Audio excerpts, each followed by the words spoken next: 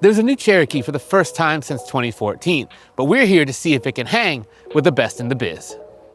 We're Edmunds, and we test hundreds of cars each year on the road and at our private track, so you get the most trusted reviews. If you want to know which car, truck, or SUV is the best, then stick with us. The new Cherokee is going to start at just under 37 grand, but this mid-grade limited 4x4 that we have with us today, it's pushing $45,000, and other trim levels, they're going to push into the high 40s. But of course, what you're actually going to pay depends on dealers in your area. At Edmunds, we've got tools on our site to help you know what you should pay, no matter which of these SUVs you're looking at. You'll find the links in the description, or just scan the QR code. The Cherokee has shifted to hybrid-only power, just like the RAV4, and it's got a much improved cabin. But this is a big deal for Jeep, not just because of those reasons, but also it's 8 inches longer than either of the other SUVs we have here today. And we'll see if that actually translates to more interior room. I don't think Jeep had a name for this feature, but I'm gonna call it the limbo seat because I had no idea it could go this low. This interior is certainly a big step up from what the Cherokee used to have in it, but then again, that was designed back in 2014. This feels thoroughly modern though, I give Jeep credit for that. But some of these materials, they look nice, like these ribbed plastics, but to the touch, they don't really hold up. Now these seats on the Limited, they're covered in synthetic leather, which feels good, but I do wish that the seats themselves were a bit more supportive. They're kind of flat in the back and on the bottom, and on a long drive, I think they'll actually give you a little bit of fatigue, so watch out for that.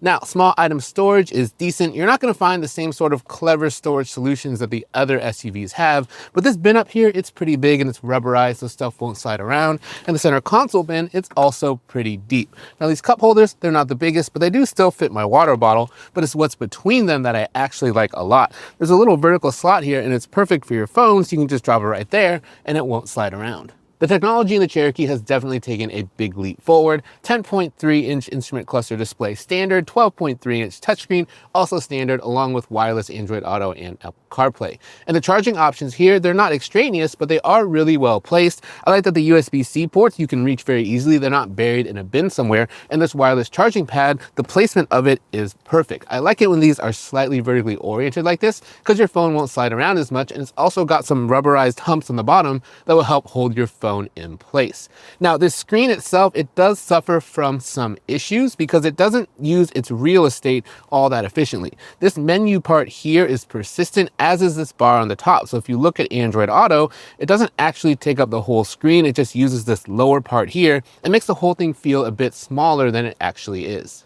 The Cherokee also has a little bit of work to do when it comes to its usability though. The physical controls on the steering wheel and down here are great, and these climate controls, even though they're touch sensitive, I don't mind them too much because they don't move around and because they're illuminated so they're easy to see at night. It's just strange though that some stuff is buried in the touchscreen when it doesn't really need to be. So for example, if you want to dim the rear view mirror, you might think that that would be a button here on the mirror, but no, you actually have to go in here, you have to go to vehicle, you have to go to controls, and then you can dim the mirror. That should really just be a simpler thing to do. And also these touch sensitive buttons down the side of the screen, they don't always really register, and they control things like the heated seat and the heated steering wheel that you're going to use pretty often. All of that just feels a bit more difficult than it needs to be.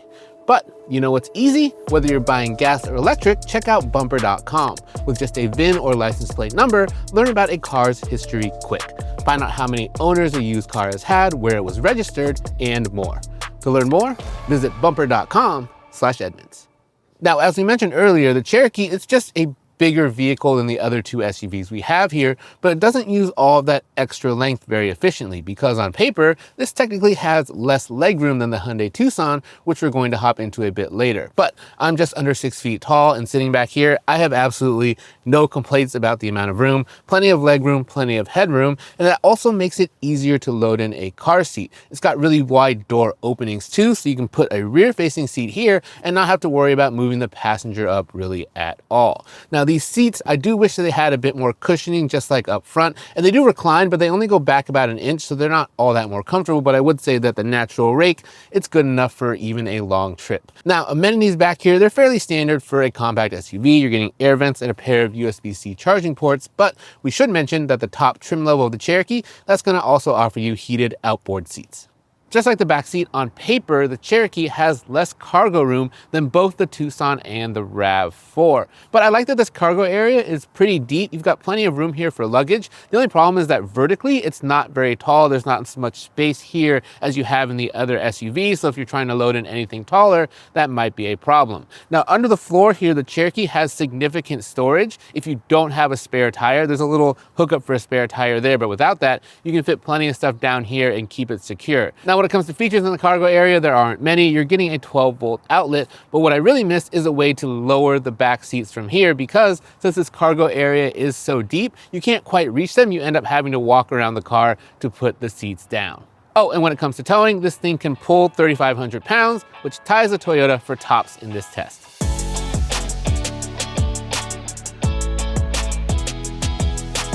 The Cherokee has the least power of any of the SUVs that we have here, and predictably, it's the slowest, though it is slower than we thought it was going to be. Just 8.7 seconds from 0 to 60 miles an hour, and that's over a second slower than the Toyota and the Hyundai. Now, around town, this does feel quicker than that, I have to say. Like most hybrids, that little bit of electric boost goes a long way to making it feel pretty good from stoplight to stoplight. But if you're getting on the highway or you're merging or passing, you're definitely gonna wish for a little bit more grunt.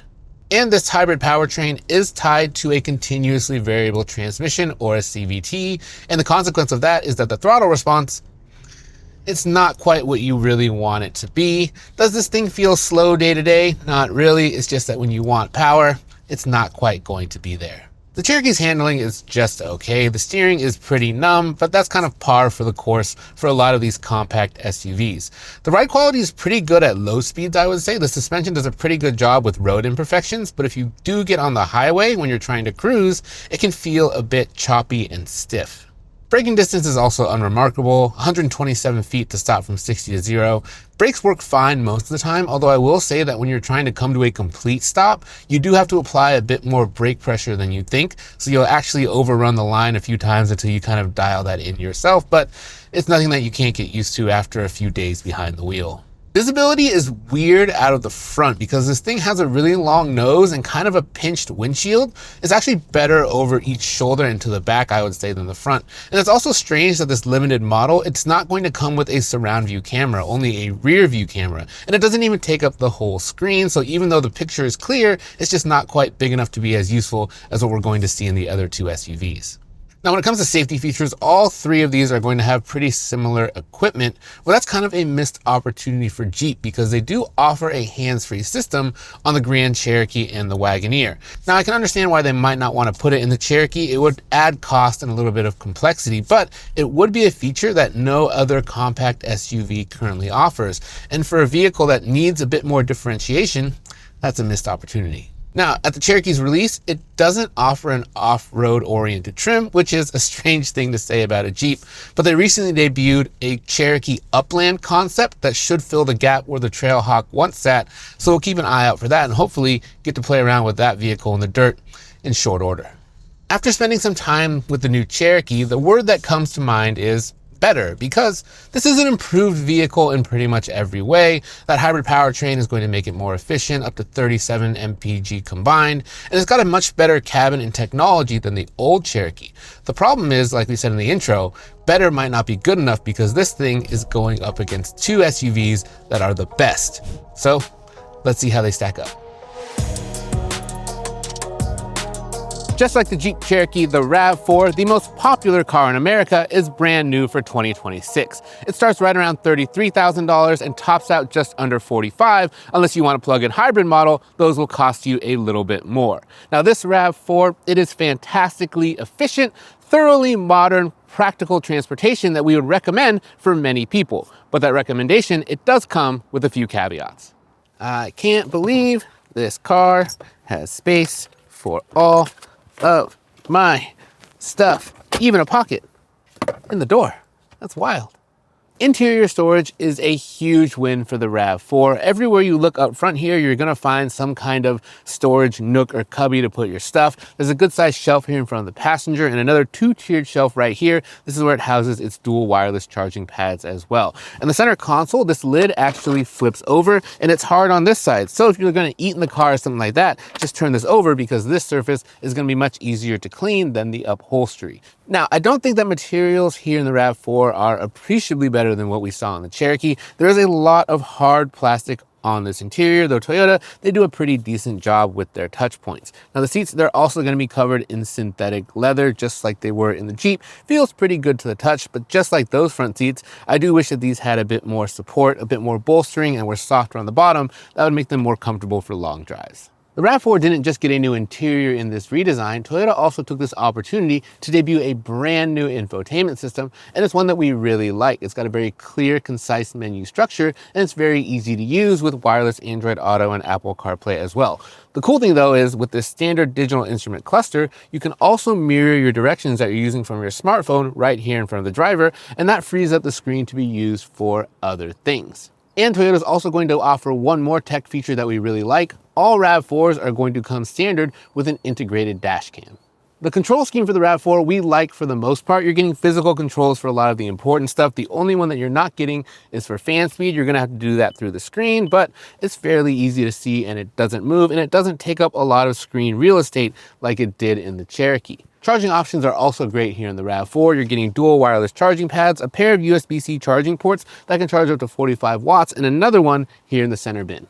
The RAV4's rear seat is the smallest on paper, but as you can see, it's still got plenty of room for adult passengers. Where you're gonna feel the space crunch might be if you have a rear-facing child seat in here. You're gonna have to move the passenger seat up slightly, but it's still pretty easy to load in thanks to these wide door openings and a fairly low step-in height. Although we should note that these lower latch anchors, they're a bit tougher to access than they are in other SUVs. Now here in this RAV4 Limited, plenty of amenities in the back seat, heated outboard rear seats, 2 USB-C charging ports, air vents, all that good stuff, and you're even getting a nice little storage pocket here in the door for backseat passengers as well. On paper, the RAV4 is going to have a bit more cargo room than the Cherokee. Now, its cargo area isn't quite as deep, but it is definitely taller, and its load-in height is also lower. For loading in anything tall and heavy, the RAV4 is going to be a better choice. Now, just like the Cherokee, not many features in this cargo area. I also wish, again, that we had a way to drop the rear seats from back here, but what the RAV4 has that I do like are these extra LED lights here on the lift gate, and those are super helpful, especially at night.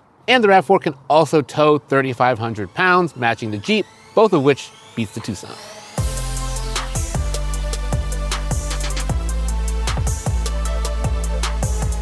Man, if they feel like this, they should just all be hybrids. The RAV4 is the quickest of this trio at just 7.4 seconds from 0 to 60, and it's also the most fuel efficient, so you're getting the best of both worlds with the Toyota. 42 mpg combined, even with all-wheel drive, and that's significantly better than both the Hyundai and the Jeep. And as I mentioned, that efficiency doesn't take away from performance. Has a CVT just like in the Jeep, but this just feels way more responsive, especially if you're merging or passing. And even though suspension doesn't feel quite as taut as the Jeep, I actually prefer this. It makes it a bit more comfortable. I'd say the ride quality is better in the Toyota, and whether you're driving around town or on the highway, this thing is going to be comfortable and smooth in pretty much every circumstance. I also prefer the braking feel here in the Toyota. It doesn't have a much better stopping distance, but it is easier to stop smoothly. And Toyota's experience with building hybrids really shines through with this RAV4, the way that it accelerates and brakes. Everything happens really smoothly. The drivability of this car is really, really good. The Toyota has roughly the same driving aids as the Cherokee does, but they do feel a touch more dialed in here. The systems feel a bit less intrusive and more natural, which is a great thing. There's also something called Proactive Drive Assist, which scans the road ahead. If it notices cars slowing or something like that, it'll slow the car down a bit before you even get there. If you don't like it and it feels a bit unnatural to you, you can just shut it off. Now, if there's one driver assistance feature I don't like in the RAV4, it is the driver attention monitor. And that's because they placed it right here behind the steering wheel. And that means for someone like me who likes to drive like this, you end up covering it up and then the system kind of beeps at you. It's something that I just turn off usually if I'm behind the wheel of the RAV4. But I do have to say that the visibility is noticeably better here. You get a bigger windshield up front, and unlike the Jeep, you're getting a surround view camera and it actually takes up the whole screen. Imagine that. Overall, the RAV4, it's just a super easy vehicle to live with. It's got great technology, and its efficiency bonus over the other two vehicles, you're gonna feel that in your wallet every day in a good way. The only thing that might give you pause is the fact that the back seat is smaller than some competitors, so if you're gonna carry taller passengers often, or if you have big car seats you need to toss back there, that might be worth a second thought. But otherwise, I think for most people, you could own one of these, drive it every day, and be pretty happy. And that brings us to the last of our contenders, the Hyundai Tucson Hybrid. It's cheaper than the other two SUVs by a couple grand across the board. Now, if you're a follower of the Edmunds channel, you'll know that we're big fans of this Hyundai. It's won a handful of comparisons, and it also does very well in our ratings and rankings. Check those out at edmunds.com. This is one of the most easily recommendable, well-rounded SUVs on sale today, but that doesn't mean that it's without its flaws, and one of them might cost you. If you were sitting in this driver's seat and I told you that this was the cheapest vehicle that we have here today, you wouldn't believe me, because this interior is a clear step above what you're getting out of the Jeep or the Toyota, except for this piano black stuff on the doors. But this is the only one that's going to come with real leather upholstery, and these seats are also much more comfortable than what we had in the RAV4 or the Cherokee. If I had to drive one of these SUVs for, let's say, 6 hours or more, this is definitely the one that I would take solely for that reason. And these front seats, they're also going to come with heating and ventilation. Now, small item storage, probably the best in the RAV4, but the Tucson, it isn't far behind. You're getting a really big shelf here in front of the passenger, and you're not getting those like little nooks and crannies, but you are getting a nice big open space down here. And that makes this better for fitting a purse or small bag, so it doesn't have to live on the floor or on the seat next to you. These cup holders, they're not the biggest either, but that's true of all three of the SUVs that we had here today. And the center console bin, it's pretty deep if it's not that wide. Here in the Tucson Hybrid, you're going to get matching 12.3-inch screens, one for the instrument cluster and one here for the touchscreen. Now, just like in the Toyota, we like this infotainment system a lot because it's responsive, it's quick, and it's simple and easy to use. Also going to come with wireless Android Auto and Apple CarPlay, of course. The only thing that we would wish for out of this tech suite is that the instrument cluster was more customizable. It won't show directions or anything like the stuff that you're getting in the Toyota, a chance for Hyundai to upgrade there in the next generation of the Tucson. Now, charging options are good. Pair of USB-C ports down there, wireless charging pad that's easy to access right here, and another pair of USB-C charging ports in the back. Now, the Tucson Hybrid, it does have my favorite control scheme of the three. Everything is laid out and easy to use, and this camera button, a favorite feature of mine, is very easy to find. But it's not perfect though. The climate controls, they still do live in a screen. You don't get buttons for a lot of this stuff, which is our ultimate preferred method, but at least you're getting knobs for the temperature, and at least those controls don't live in the main screen. In the Toyota, for example, if you want to turn on the heated seat, you've got to use the big touchscreen, but here in the Hyundai, they're down here where they're still nice and easy to see and nice and easy to reach. All three of these SUVs, they're going to be very similar when it comes to the actual features you're getting back here in the back seat. The top trim levels are all going to offer air vents, pair of USB ports, and heated outboard seats. But there are two reasons in particular that I prefer the Tucson Hybrid's back seat to the others. The first one is comfort. Just like the front seats, the back seat is more comfortable, and it's also got way more recline than the other two SUVs are going to offer you. And I also really like that to lean it back, you don't have to reach over your shoulder all awkward. The latch is down here next to your hip, so you can get to it even easier. And the second reason is going to be all that legroom makes it even easier to fit a rear-facing car seat back here, although I will say the lower latch anchors, they're a bit tough to access. The Tucson Hybrid is going to offer the largest cargo area of this trio with the most cubic feet behind its back row. But what I like about it personally is that we're finally going to get some seat releases so you can just drop those rear seats without having to climb around the car. And this also has a two-tiered cargo floor, so you can actually lower it and fit taller items in here than you can even fit in the Toyota. The only real downside to the Tucson Hybrid is not going to be able to tow as much as the other SUVs, so if you plan on dragging stuff behind you, you might have to look elsewhere.